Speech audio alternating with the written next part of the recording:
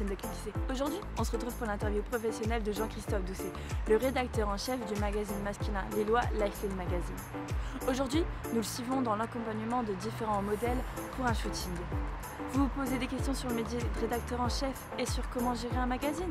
C'est parti!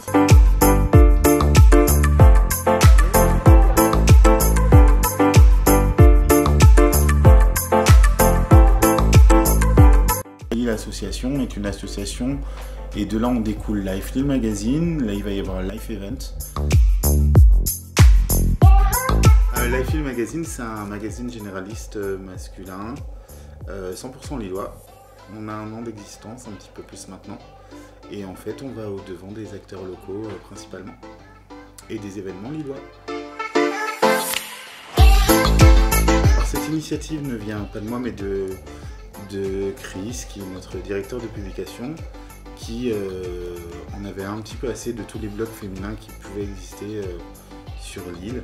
Et il a décidé de créer lui son propre blog où il voulait partager ses bons plans, un bon barbier, un bon restaurant et autres. Et de là, le magazine est né. Je suis le cofondateur du magazine et j'en suis le rédacteur en chef et également le directeur artistique. On va à la rencontre de petits commerçants, d'acteurs locaux et de futurs partenaires afin de les interviewer, faire un reportage sur eux directement. Les qualités qu'il faut avoir, tout simplement aimer écrire, aimer aussi aller à la rencontre des gens. J'ai fait un DPECF.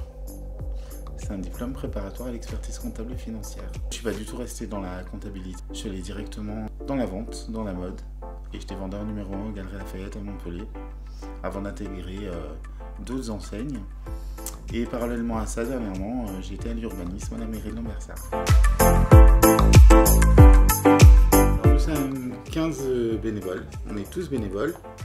On a beaucoup de rédacteurs, on a également Noémie qui nous a rejoint dernièrement. Donc moi c'est Noémie, je suis bénévole pour Lifestyle Magazine. Je suis rédactrice en chef adjointe, donc j'assiste Toff dans ses tâches différentes, tout ce qui est rédaction, aussi dans les différents événements qu'on prépare pour la mise en place du magazine.